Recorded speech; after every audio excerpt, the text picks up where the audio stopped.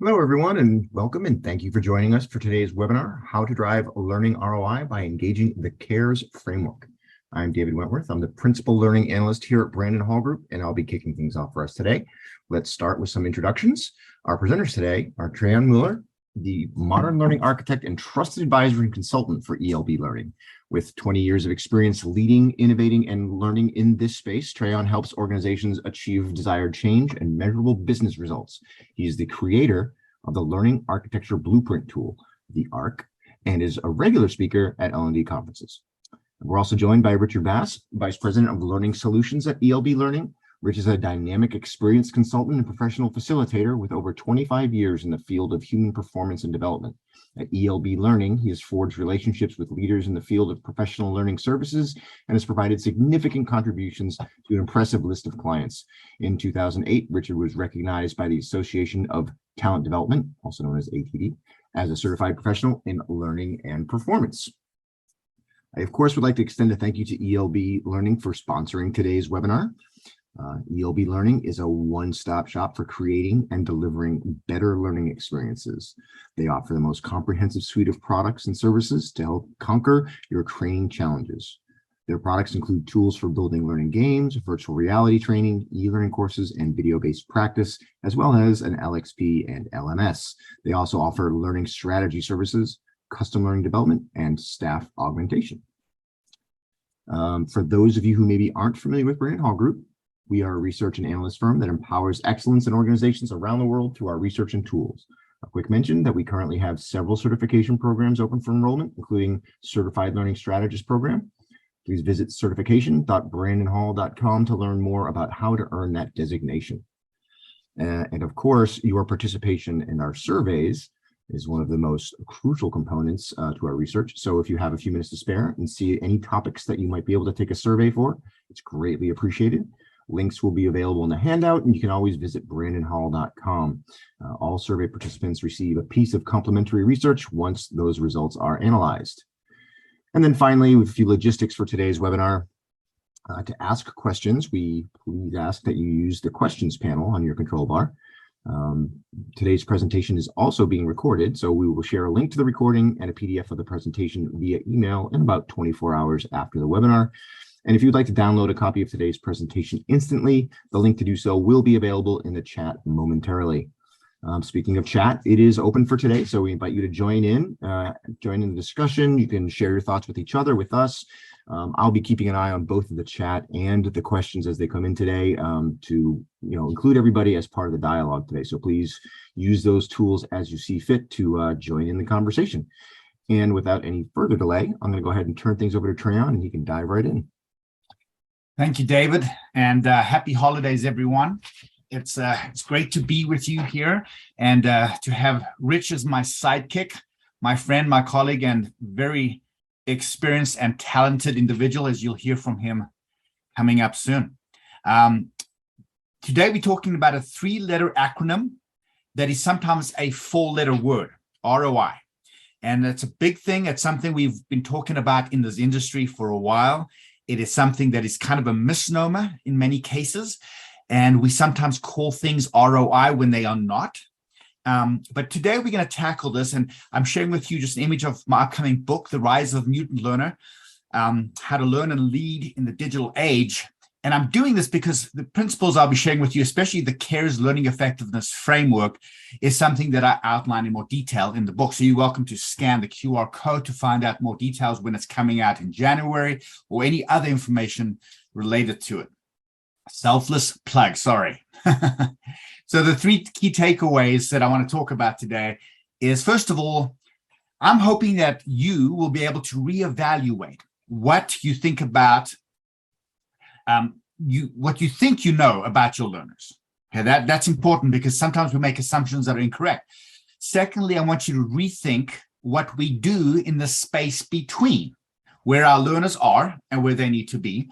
And then we'll spend most of our time on number 3, which is redesigning our learning experiences with this CARES Learning Effectiveness Framework in mind, so that we can, in fact, impact business results and return on investment. Now, I'm giving David and Rich complete authority here and permission to interrupt. As you guys writing in chat questions, or you if any concerns or comments you want to make, I'm having these guys to interrupt me and we can go from there. We will have a very cool role play experience. We will involve one of you later on in a role play where we go through the CARES framework with you, but also we'll have time at the end for some Q&A. So I just want to give that as a heads up. So without further ado, we'll just jump in. So remember, I mentioned the 3 things we want to accomplish today. We want to talk about how we think that we need to reevaluate how we think about our learners. And that's because I believe our learners are mutant learners, and we'll talk about that. We'll talk about the space between, and then, of course, the framework, the CARES Learning Effectiveness Framework. So first of all, pop culture has done us a disservice. When you look at pop culture, often people look at the term mutation, they see it as a bad thing. And I want to make it very clear that if you look at all the synonyms and the actual science behind what mutation is, it's something that is very positive, and it's something we all want to. Those of us that are surviving in this world are actually always mutating. We are adapting, we're modifying, we're creating deviations, we are innovating, we are metamorphosizing, which that's not a real word, but I like it. We're transforming and we're changing. And that's something we sometimes call it in our industry, adaptation, right? Or change. So it is something that I'm using the term on purpose because I want to get people's attention and to realize how we mutate from individual to individual is very different, especially as it comes to how we process and learn and change. So here's some things just to consider before we dive in a little more detail. Signs you are a mutant learner. So you make time to learn, check all the boxes that apply, by the way. You make time to learn even though you are busy and overwhelmed. And it might be in small bite-sized pieces, but you do it. You're not a clone, meaning the way you like to learn is not like anyone else. You want an answer now, even if it isn't a complete one. You want learning to be concise. This is that bite-sized micro-learning approach. You want the experience to look and feel good. Say thank you to all the social media apps and very high-quality websites nowadays that make it so that if we see something that's kind of 20 years old and looks crap, we don't want to be there anymore. So we just have been conditioned. We kind of divas in that way. And you don't want any extras. That's part of going with, you want an answer. You just want the answer. You want all the cheese and fluff, all the extra stuff around that. You love to be entertained. Again, thanks to Netflix, Hulu, YouTube, we've really changed how we consume information and what we like with that information. And you want to choose your own learning adventure. This is important. Nowadays, we can do that. And you will continue to adapt and change how you learn as time goes on. Now, we sometimes think when we in the industry, when we create a learning experience or training, we think, oh, guess what? We're going to create it for our salespeople, for example, and they're going to be focused on that learning and development experience. Here's the reality, though, and I think we all can relate to this. It's nothing new. You know this is happening. Yes, your learning and development experience is there, but along with it is everything else vying for their time. It's a world of distraction. It's a world of noise. It's a world of technology. And we have to not fight it. We need to embrace it. And also understand this is the world of mutant learners. How we do this is very different. We really do consume and learn in bite sizes in the seams of the day, in the flow of work. So what's the ultimate purpose of learning or training? If I were to ask anyone this, you'd probably give me some kind of a definition like this. It's to take your learners, whoever they may be, in regards to their skills, their behaviors, their proficiencies, from where they are now to where they need to be to do their jobs better. And here again, I'm making the link. And ultimately, you would like to show how they positively impact business results so that you can say, oh, here's the ROI. So that, my friends, I'm calling the space between. What we do as an industry, as learning and development professionals, is we take our learners from A to B, the space between. So the question I'm asking you is, what's the best way to teach, train, test, and try your unique learner? They're all different. And that's where we earn our money, right? That's where we, those of us that are professionals in the space, this is where we do what we do. So over the years, I've been researching this, and I have, as of 2022, you see I have the date there because this will change. I've identified 10 core approaches that we use to learning. Now, sometimes it could be more than one, so it's a blended approach, but typically we will default to one or more of these approaches to fill the space in between where our learners are and where we want them to be. We will use these approaches, these learning approaches, to get them there. And you can see it's things that you know, in-person instructor-led training, right? That's one. Live online instruction. This is webinars, thanks to COVID, has taken off. It's what we're doing today. Asynchronous online. Self-paced has been around for a while. Obviously, video-based learning is also asynchronous, but it's a different type of approach. And sometimes people lean on that, even though it's also asynchronous. It's not your traditional click-through. Micro-learning also could be asynchronous, but it's a different approach. Spaced reinforcement. This is something that I actually really enjoy. I like providing bite sizes for people over time. Gamification is a new approach. And then I call it AI version 1, which is adaptive learning. This is where we do branching and scenarios, and based on what I choose, it'll lead me down a different track. Then we have virtual reality, augmented reality. And then number 10 is AI, or true artificial intelligence version 2.0. We're not really there yet for the most part when it comes to learning. We are there with technology in other industries, but when it comes to actually anticipating, true artificial intelligence is when technology can, based on previous interactions and time of day and needs, they can anticipate what you are wanting and provide that for you. So it is being done in some ways. Some people there's a difference, by the way, between true artificial intelligence and machine learning. Machine learning, we do fine. It's more of that adaptive, number 8 there, learning. So we have options in the space between. And what we do there really does depend on who our learners are and what their needs are. So we create these blended experience using various, iterations and blends and mixes of these approaches to create nowadays learning experiences. And, I've seen a lot of really good things happening there. The key I want to make here is don't default in that space between. This is very easy to do, meaning we think, for example, if it's going to be in person, we're going to have someone in for a full day or 2 or 3, and then we're just going to fire hose them. That's a default mentality. Why don't you just do a morning kickoff and then have them leave and then spend the next few weeks using some space learning, bite-sized learning. Maybe it's asynchronous and it's virtual. It's a mix of things. So just don't default because you've always done it that way. Build an experience that's ideal for your mutant learner. Remember who they are? They have lots of noise distractions. They have their day job. People don't like training. I don't like using the word training because it carries baggage with it, a lot of negative baggage. And if you just say, we're going to help develop you over the next few months, you know what? People want that. And especially if it doesn't interfere with their day job too much. So this is important to understand. We are all mutant learners. Well, some of us are zombies. I won't go into it now. There's 5 different types of learners. 4 of them are mutant and 1 is a zombie. You don't want to be a zombie. That's just someone who's just going through life, basically not desiring to learn and grow. I don't think that's anyone here. That's why you're joining the webinar. But what's important is there's different types of mutations and mutant learners.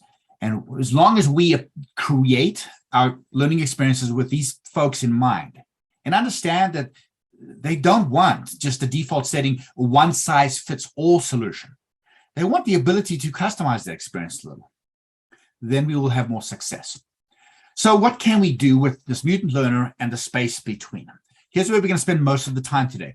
Well, we can care, first of all, and that CARE is an acronym for the CARES Learning Effectiveness Framework. We'll talk about that. We can design effective experiences. We can align to business results and ROI, and we can proudly share our successes. My goal is to make you guys look like rock stars in front of your C-suite. I want to make sure that we change the paradigm when it comes to training as being something that's done on the side to check a box. I want to be able to show that those in the learning and development profession actually impact business results. And guess what? We can do that. Treion, let me add to that if I can. I just want to make a comment. Sure. This slide right here, as Treion and I have worked together over the last couple of years, and we've known each other for 10 plus years, but and I followed several of Treion's books, but this particular one that he's writing now, and this whole concept around cares, is something that we at ELB Learning are now including in our engagements with our clients. It comes from the roots of design thinking, which is deep empathy for the learner. The slide Treion showed about where is the learner really? Understanding this mutant learner in this current 2022 environment, the CARES model digs deeper and actually adds some definition around what should we be thinking about when we're having deep empathy for the learner. So some of you have heard this concept around design thinking. I think this model takes it even deeper. Thank you, Rich. Yeah, you're right. I also have a product management background. And in product management, if you don't design or create products and test throughout the entire process and iterate, it's very agile with that end user in mind, then you're going to have a product that fails. So that same principle applies. We are all trying to create great user experiences or learner experiences. So thank you, Rich, for reminding me of that. You bet. And I'll have some examples coming up here as we get into the model to show how this might work in the real world. So hopefully you'll get some takeaways. Yeah, thank you, Rich. We're excited for that. I am to show people exactly what you've done with some real clients using the different components of CARES. I want to thank David and the Brandon Hall group for sharing a report they did in 2020. It's called Measuring Learning's Impact. And one of the things that I discovered from that I loved was one of the biggest challenges to learning effectiveness is that people don't measure very effectively. They usually use smiley sheets and feedback right after an event, but they don't really show how it impacts progress over time. And so this is something that this model will address. I'm not going to go over this stuff with you. I just want you to keep in mind, and maybe that's something that we can provide to you guys a report, this report from 2020. But for example, reasons for challenges with measuring learning effectiveness, here's some examples that most companies just don't have the proper metrics. They don't have the time or staff they think to actually take a look at those metrics, even if they had them. And they don't have the technology to support the top three. But we all know that without metrics, who cares? Like if you don't measure something, it's not going to, and you don't, even if you measure it, but don't analyze it, nothing's going to happen. So we want people to be very clear. So here's examples, by the way, of metrics you can use, which will link to business results and ROI, and that can make you rock stars. So here's some examples. So if you take a screenshot of this or get the report from Brandon Hall here, but completion rates, achieving business outcomes, compliance requirements, employee engagement's a big one, right? What are some of these things that you can link?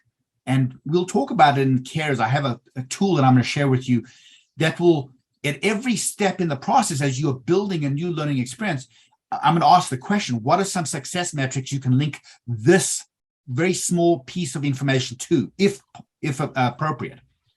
So as Rich was talking about a little earlier, the reason we want to engage the CARES Learning Effectiveness Framework is for these 5 main reasons. It harnesses the benefits of new technologies and innovations.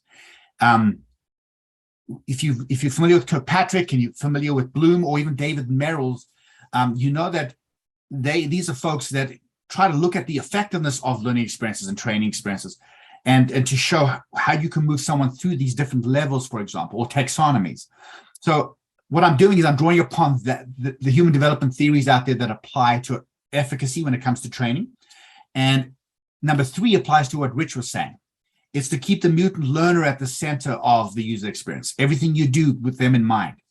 It also helps evaluate current learning experiences and offerings for efficacy. And it addresses reasons why so many people don't care about training in general. They don't like it. So here's the purpose of the CARES framework.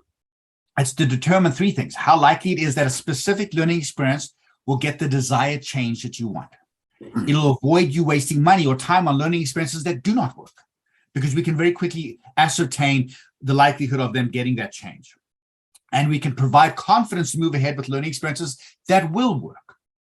So you'll see on the left-hand side, the CARES acronym stands for, and in some cases, there's a word, there's more than one word that applies to that letter. For C, we have content. we have application and accountability. And that's important because I believe that you cannot get true application without accountability or true change unless you also build in accountability.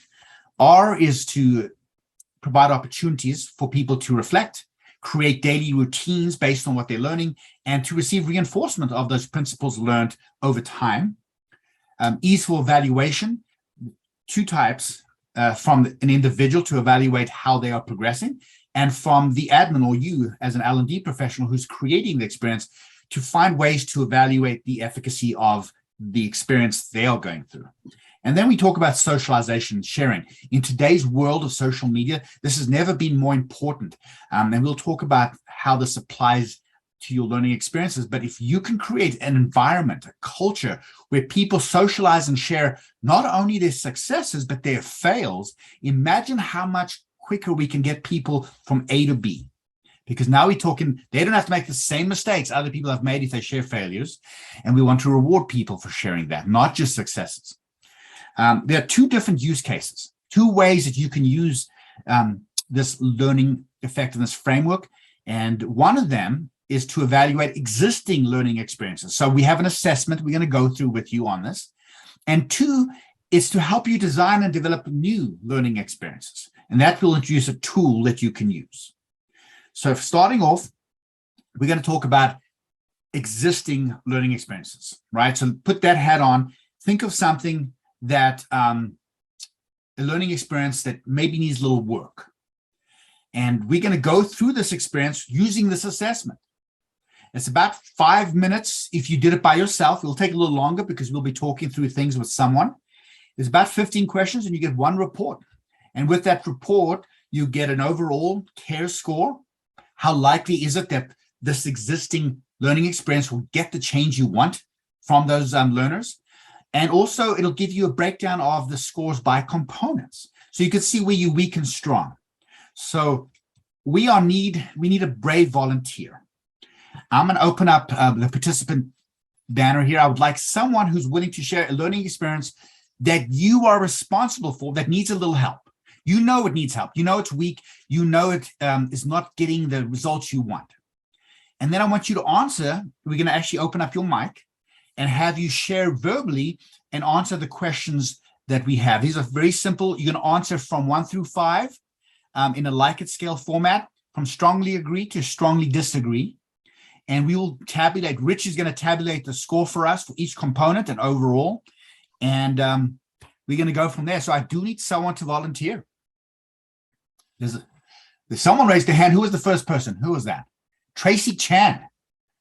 Is that you? I think you are the first person. So Alexa, thank you. Tracy, can you speak to us and let us so we can see if we can hear you? I cannot hear you yet.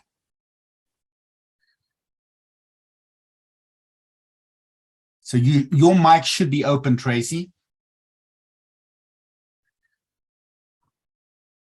Hey, it's Christy. Alexa, you might have to unmute her, I think. Yep, so we went ahead and did that. Tracy, can you unmute yourself on your side? We can't hear you. Oh, we can hear you now. Tracy, you there?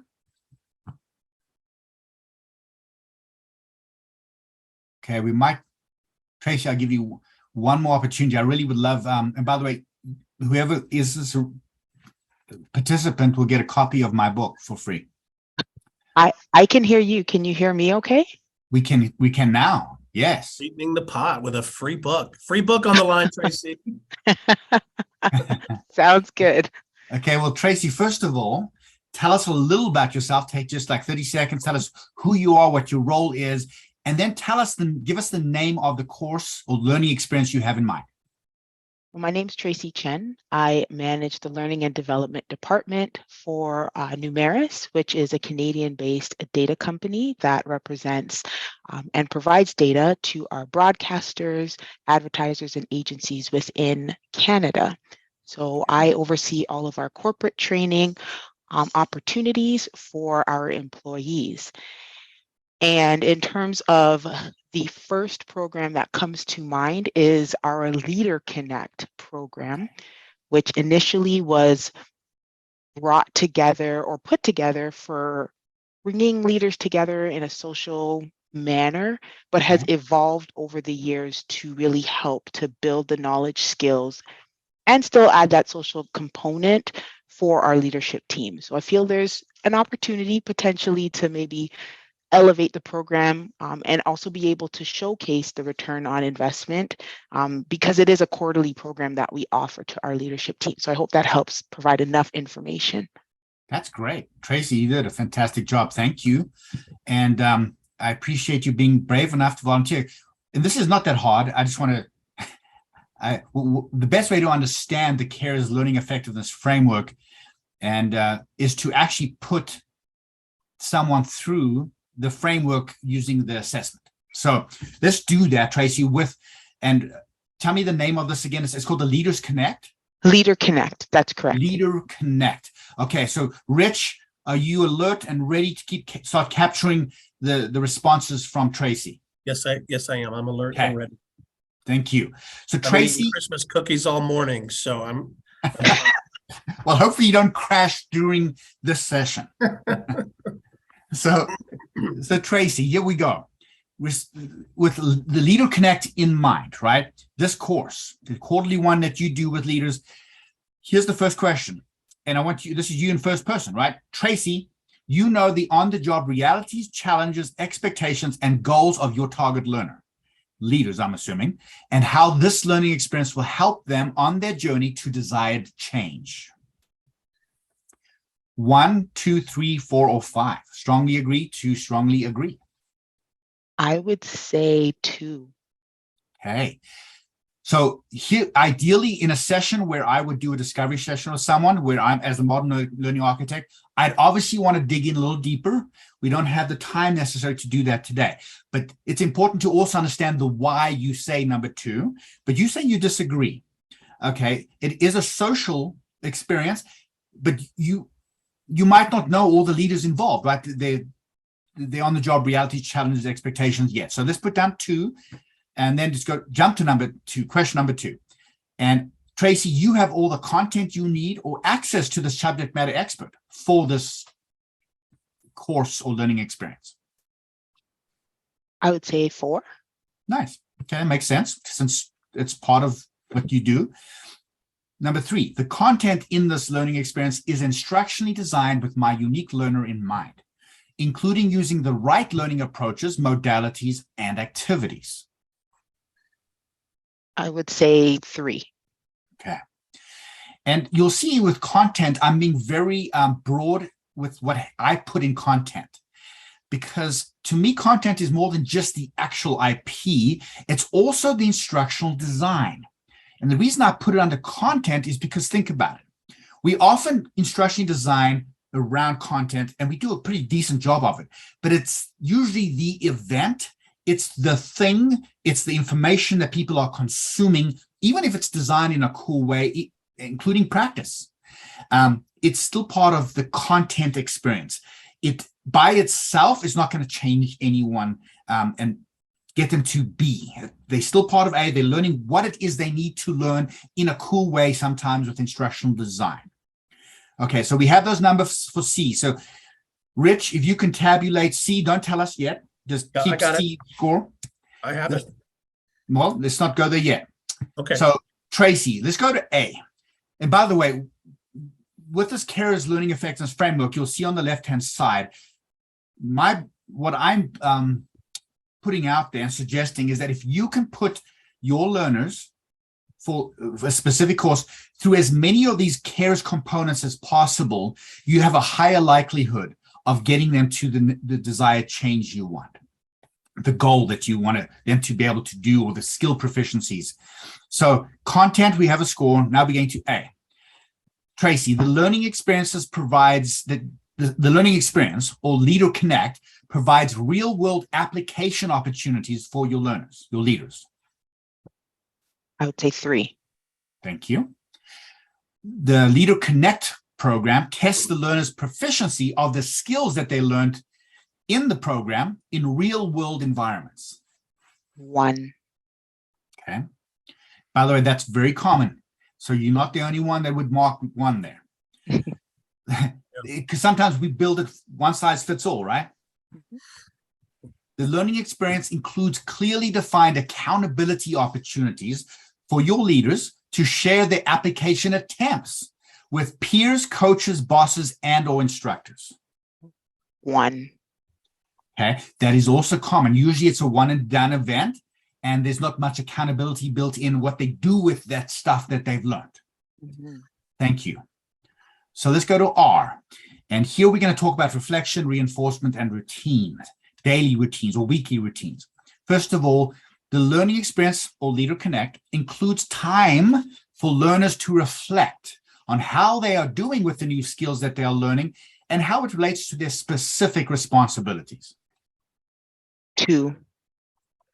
Okay. The Leader Connect program provides your leaders with examples and application opportunities to create daily and weekly on-the-job routines using the new skills they've learned. 3. Okay. And what I mean by that, for just to elaborate a little bit for everyone, sometimes we teach a great principle, but people don't know then how to apply it in their life, in their real world or real work environment. So sometimes you want to provide to say, oh, here's this principle, which is really cool. It's out there. It's at a 10,000 level. But how can I apply it on a daily basis for me? In your case, you're talking about leader connection, right? Leader skill sets. And so we want to be able to say, okay, here's some examples of things you can do. And then how would you do it? And then share that with the group. So 3. Then we have after the initial sharing of the necessary content. This is what I call the event, right? The one and done typically experience. Learners receive intentional reinforcement triggers of the principles learned and over a spaced period of time. 1. Okay. This is not looking good. Well, remember, I asked for one that needed work, right? This is not you saying this is my flagship best program out there, Tracy. And this is no indictment on you. This is why I asked for an experience that needs work. Okay. Okay. So you are not alone in these scores, just so you know. Now we might get some better scores in some ways. We're going to jump to E, or evaluation. The learning experience includes opportunities for the learner to track and evaluate their progress and improvement over the duration of the entire experience. Now, if yours is a one and done, you might have some form of evaluation for their progress during that experience. But you tell me, what would you mark for this one? I would say 2. Okay. And then 11, the learning experience includes opportunities for you. This is you, Tracy, not the learner, the admin, to evaluate the efficacy of the learning experience, not just after the initial content sharing component, but also throughout the experience, if there is more of an experience besides the initial event. 3. Yeah, most people have some kind of a feedback form, right, that they use. Okay. And then 12, you have a clear process and calendared evaluation meetings. This is you again, Tracy, you and your team, in place to review the efficacy of this learning experience over time. 3. Okay, thank you. And then let's jump to, oopsie daisies, socialization and sharing, the S. The last 3 questions. In Leader Connect, your leaders can socialize best practices, tips, and other positive insights with a community, cohort, or peer group. They can social. I would say 3. They can. Do they? No. Okay. Well, then 3 is probably the right score. And I think part of the reason for that, and if we went into it, is because this is a one and done event, right? There's not a lot of opportunities for them to do it over time, probably. In the learning experience, learners can socialize. This is now the negative side of things. They can socialize watchouts, failed attempts, and associated lessons learned with a community, cohort, or group. So if 13 is the positive things, they can socialize things that they've learned, good things that happen. 14 is more of, well, here's some things that didn't work for me, failed attempts, and other negative things that might have happened with me trying. I'd probably get that feedback more often, so I'm going to say 4. for that one. Nice. I'm happy to hear that, by the way, because I love, well, depends on how you say it. Sometimes people are more likely to give negative feedback just because we focus on the negative. But if as long as they're also providing the lessons learned from it, if it's just negative feedback, I hated the course, well, tell me why, what would you do differently? That's a different question, right? Right. So would you still keep it at 4? I would keep it at 4. That's correct. Fantastic. Thank you. That means you have some proactive and constructive feedback. And then lastly, in the learning experience, past experience participants, so past leaders who've gone through this course and who have mastered the skills can be engaged as peer mentors and or coaches for the current learners. 4. Oh, nice. And by the way, that doesn't always work. So in some instances, the learning experience we are talking about might not facilitate or require that. So I'm glad that you're doing it though. So that always helps. So you see what I'm doing. I've worked you through for your Leader Connect course, the components of the CARES model, because it helps you think differently about the course. And based on my research, and I've been in this space 20 years, I have a master's degree and I'm working on my PhD in instructional technology and learning science. So I'm pulling from the Blooms and the Kirkpatricks and the Merrills and the Vygotskys and you name it, the researchers in the space. And I've created what I feel is a succinct framework that if we can build learning experiences with this in mind and walk them through all these components, the more we can include of these components and get better scores on, the higher the chance is that we'll have better results, business results, as well as other metrics that we can use to show the efficacy of the program. So let's see what your score is overall. Do you have the overall score for us, Rich? Yes, I do. The overall score is 39. Whoopsie daisy. Okay, 39 out of 75. Okay, so you're kind of in the middle of the pack there. It's not, and the lowest score you can get is 15, because it's 1, 2, 3, 4, 5 components, and the lowest score you would get on each of the questions would be 1. So 15, you have 39. It's not as bad as it could be. So you're kind of in the middle of the road there. And what is your content score, Rich? Content score was 9. That's not bad. But just so you know, content is something we as an industry do pretty good at. I want you to think of Masterclass, the very high quality Hollywood quality video. That program, Masterclass is a company that will have like directors of movies or basketball stars, and they will come in and share best practices. So the content there, I would give definitely, in most cases, it's like, yeah, it's very high. When we get to A, things change a little because we want people to apply this, not just learn about it, right?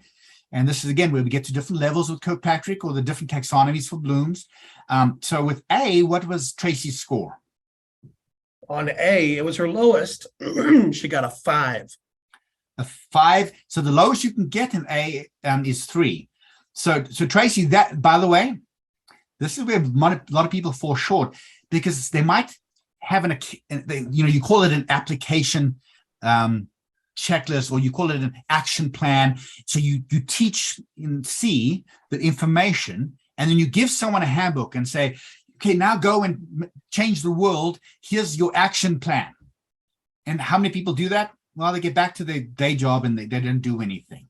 So that's not surprising. This is probably the area where people fall apart the most when you're evaluating the efficacy of your program or learning experience.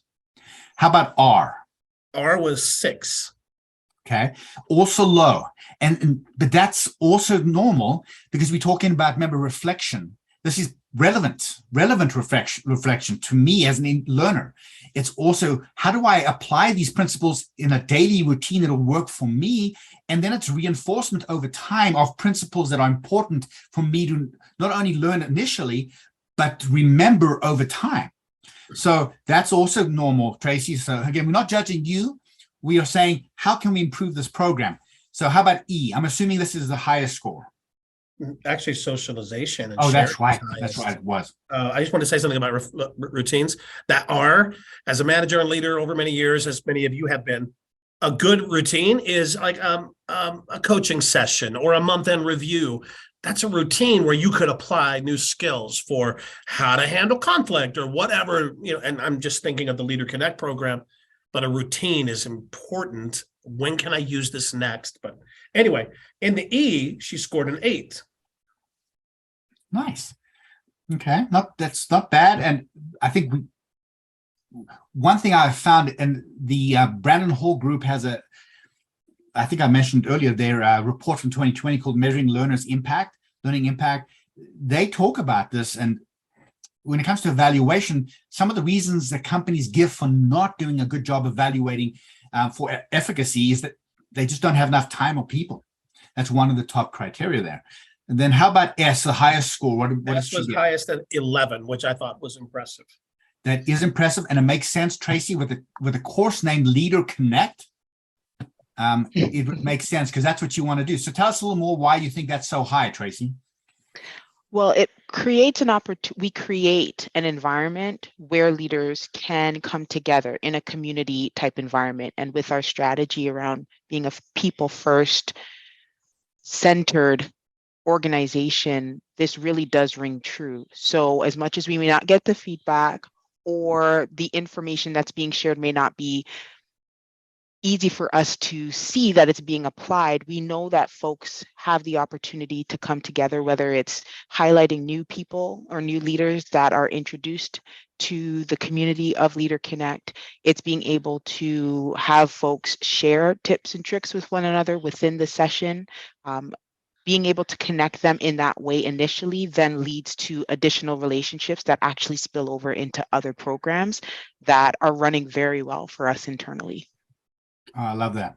And, so if you look at the model here, and there's no one right way to do this, by the way, because your end learner and the topic of your content and what it is you're trying to have people learn to do is different. So everyone's different. What I'm saying is, if you keep these components in mind as you are building a learning experience, we're going to go to that next, right? Or even if you take an assessment of the current one, like we just did with Tracy, and you see, well, we're really low at A. What can we do to improve application and accountability in this course? And then R, we were low in 2. How can we do this over time and create more of this, build upon the positive stuff in S, the socialization and sharing, but do it in a different way so that it encapsulates more of a change process over time. So that's what I would, talk about, Tracy, doing with you. If I were to talk to you on a one-on-one basis and consult with you, is talk about how can we break this down? And actually, that brings up the next step. So thank you, Tracy, for participating and being our role model. Oh, not a problem. You're welcome. It was an awesome activity to be a part of. Thank you. Thank you. Let's make sure we grab Tracy's at least her email address if we can. Get your book. Maybe Christy, you could grab it, or somebody, so we can get her the book. Yeah, absolutely, Tracy. I guess, I guess Alexa will probably send me, it's Tracy Chen. I'm gonna write it down. So Awesome. Thank you. I think it's coming out next month, right? Treion, you'll have it. Yeah, next month. Okay, before you stop sharing, Treion, I want you to showcase this one because we're going to do some real life examples here. It is almost 16 minutes till the top of the hour. I'm going to take about 6-7 minutes here just to showcase real examples. I hate showing up and throwing up like, look at all this cool stuff. We do it too much, and I really want to focus on giving Treion the time, but I want to show a couple of quick examples of how we do this in real time. So this first one, Treion, I'm just going to slack it to you. Imagine, guys, that you've done a training session for warehouse leaders on things to watch out for, emergency situations, and you showed them video, and you had them do a worksheet, and there's classroom stuff that's going on.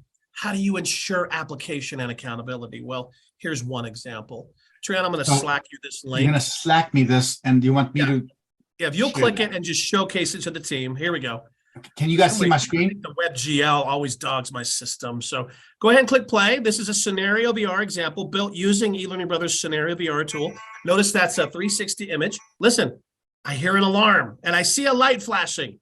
So I'm going to go up the ladder and oh boy, there's an issue with the boil tank. You have 30 seconds, the timer in the lower right. What should I do? Now, Treion, as you're like looking at it, you have to think, okay, should I push a button first? Should I click something first? Maybe I should push that button first. There's different options here. You're going to get feedback as you move along. And then maybe try one of the green buttons or try to turn down the temperature. The alarm was on the first one, so maybe click that one and maybe the top link. Oh, we went down. We failed. We got to try it again. So let me, you can stop sharing there, Treion. Okay. The scenario VR, and I tell everyone, if you're waiting for virtual reality to become more affordable, to get to the point where you can use it, well, I tell everyone it's here now with a tool like Scenario VR, which was first to market, by the way, in terms of how easy it is. But look at this back end. So this is the Scenario VR analytics on the back end. So that was the Power Station e-learning demonstration. Because I'm tracking how long did it take somebody to make their decisions, I could come in here and click time spent.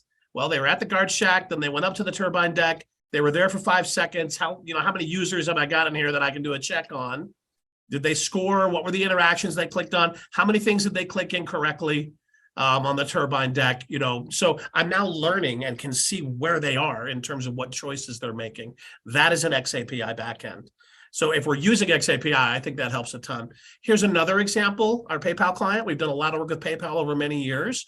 We're teaching leaders how to handle priorities. As a leader, you need to be focused on our products, our priorities, and our people. So this is the priorities module. As a leader, you need to understand how to prioritize different requests that might come in from our team. So we've done a whole e-learning here on this. We've come to the point where you're now going to apply. So I'm a big fan of applying in the classroom as you can. Obviously, outside the classroom is awesome, and we want to track that, but we don't always get a chance to see that, right? We're not going to be over their shoulder all the time. So in this case, we tell the learner, okay, it's your turn to practice. We're going to set up this activity. You're going to meet your team. Here's your team members. They're going to come to you with some suggestions. Now, keep in mind, they've already been through about 20 minutes of this learning. They understand how to prioritize things. Now they're going to practice it. All right, here we go. You're going to be given a certain number of resources across the 4 categories you just learned about: risk, time, money, and headcount. By the way, those were the topics. That was the content. If we're looking at the CARES model, the content was, what is risk? What is time? What do we mean by money? What do we mean by headcount? In this exercise, you're getting 15 of each. It's just a point value. So obviously there's not always going to be a number allocated with any of that, but we're now going to take the time to say, all right, now let's take the time to have you determine how you're going to go about handling requests that are coming from your team and how you're going to prioritize things. So let's start with Michael. Michael steps forward and says, hey, I have an idea for how we can help PayPal grow our sellers. If we do this, and there's audio running here, he's explaining something that could be done in Latin America, and it would require this, that, and the other. Well, should we do this? It's going to require this here. Should I approve it or deny it? Well, based on the priorities of what he's talking about, I'm going to go ahead and approve that particular project. So I click approve, and I click submit. I get a little bit of feedback. All right, does this help in terms of where we're headed? Now I go to the next one and so on. And I won't show it all to you because we just don't have time. But I prioritize several of these. And then at the end of the quarter, I see how I did. That's real-time feedback that's happening with an application exercise that's done right inside of the learning. As you can see, my timer is running down as I move along. So that's the A, application and accountability. How can we do that better in e-learning? There's a way to do that we don't always think about. I want to move to reflection now, if I could. Just real quickly, you probably have seen this wheel already. One of the tools that we've recently brought on board is rehearsal. And some of you may have already seen this. Some of you may already be using this. I'm going to go ahead and maximize this. This is a 1-minute video. I'm just going to let it run. Imagine, let me kill the audio. Imagine a situation where you can teach some concepts, some soft skills to your learning audience, and then you can showcase it. You can demonstrate how to do it correctly. And then you can send it out to your whole team all across the country, globally, domestically, wherever they are. Meet them where they are. They get the assignment from you, and then you practice on your own. It's like a role play, but you're doing it on your own. So now we're getting into reflection and reinforcement and routines. I can drop this, what I'm learning here, right into my existing daily working job. So I get a chance to reflect on how I want to go about it. I can re-record myself many times, and I finally submit it. I record my best solution. I send it up to the boss. It gets socialized with the team, and I get feedback on that. And then I'm ready to, in this case, it's a sales pitch. But what an amazing way to do exactly that in a reflection, routines, and reinforcement type of a way. So one more. Treion, do I have time for one more? You know what? Or do you have plenty more to share? Well, you only got 10 minutes. Yeah, I would like to open up for everyone to ask questions if possible. Okay, well, let me just show this last one then. This is our LMS. You guys probably are using an LMS. Everybody has an LMS. We got courses in here, everything you want to be able to do. The boards event here, when we talk about socializing and sharing. So hopefully you all have something like this in your LMS. Let's say I'm enrolled here. I take a course and I love it on conflict management skills. I can come over here and say, all right, I'm going to put up a board on conflict management because I just did that. And then I'm going to share this board with the rest of the team. And I'm going to find people. In this case, I don't have any users, but I'm going to find users to share it with. And then we're going to collaborate on my ideas regarding that particular topic. So you probably are doing that already internally. If you're not, there's so many easy ways to do it now. Hopefully there's, at least something on the radar screen for the new year to put something like that in place. Yeah. And there's so much more. I could just take over this call, but I don't want to. So what you're sharing is great, Treion. Well, what I'm loving about this, and I've been reading the chat, your comments, and thank you guys for your feedback and questions. What I'm loving about what we just did is and I've been a practitioner in this world and a researcher, and sometimes that those two roles butt heads. I'm trying to bridge the gap. And that's what I've been able to do with this CARES framework, is to say, yes, there's so much good research on how to get change in human beings, especially when it comes to the corporate environment. But how does that apply to real world? And so luckily I've had roles like Chief Product Officer and Chief E-Learning Architect and Chief Strategy Officer to help actually test these things. So I love my partnership with ELB. So I'm a consultant with them and help them with their strategies with clients to not only say, yeah, here's a good idea on architecting a solution for you that works, but here's some cool tools. And so I'm not going to go into this, but I want to share with you that I do have an arc. So if you want to design and develop a new learning experience or revamp one of the ones that you have now because it's not very effective, well, I have a tool called the ARC, right? The Architecture Blueprint tool. And what I do here, if you look closely, you'll see there's 3 buckets. There's a content breakdown. This is a micro-learning approach. I believe in taking your content as is or building it from scratch with micro-learning principles in mind or micro modules in mind. And then you run it through each line, each principle that can stand on its own, right? The value to that is that you can move things around. And then you find the right learning experience or modality that would work best for that principle to teach that. And then you attach it to the CARES framework and say, well, which one of the CARES components did we apply to that one principle? Because that's important to see at the end, to see how diverse of an experience you've created for your mutant learner. And then you lastly want to make sure that you, if applicable, you want to link as many of those micro modules to success metrics as possible, because that's where you start seeing the magic happen. And by the way, in the report from Brandon Hall Group, they talk about this as one of the keys to getting success when it comes to measuring efficacy, is to do it from the beginning, to link as you're building your training to what are the business metrics, or I call them success metrics, from the beginning, that you can start saying to your decision makers, the C-suite, oh, look, we are tying this course, this learning experience to these metrics, and here's how we measure them. So I'm not going to go into much detail, but this tool takes the complexity that sometimes people think about instructional design. This is an instructional design tool, and actually helps you to break down and build a training experience with not only CARES in mind, but best practice instructional design in mind, and success metrics or business results and ROI. So these were the goals today. Obviously, there's only an hour. We have so much to cover. I would love to have your questions. You'll see my contact information down below. You can scan the code for the book, but now's your time. We do have 5 minutes. So David, I'm going to leave it up to you or Alexa. Let me know what questions we have and I'll try to answer them. Sure thing. I mean, you guys did a really great job of sort of talking through everything as we were going, and the participation from Tracy was really answered a lot of the questions.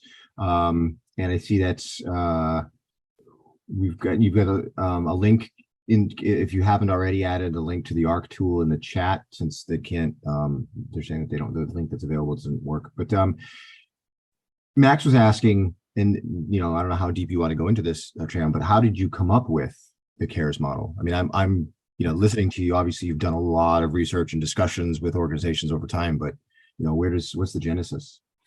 So, the great question. This is an organic process over the last 15 years.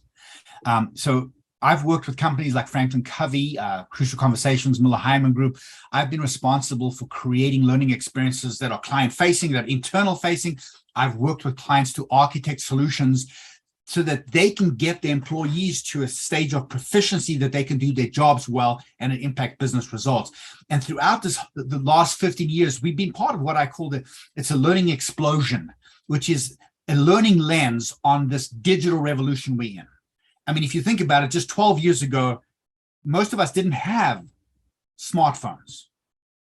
It's only since in that small time frame that our worlds have changed. We really now have access to so much information in our pockets and purses. But what I've realized is we have to start. It started with the 3 topics I had in the presentation, to think of our learners differently. We are being changed, conditioned. We are being given opportunities to learn in different ways, more so than ever in the history of the world. And so this process hasn't been like, one day I sat down and said, let me look at what, there's a CARES framework, and it just manifests itself. I've been testing different components, like what is good instructional design in sharing of information? That's C. What's breaking down between that and what people are actually doing? That's A and R. And are we evaluating that? That's E. And then what's the key to making it all work? That really is socialization and sharing. Stephen Covey, in his book, The 7 Habits, talks about the principle of teach to learn.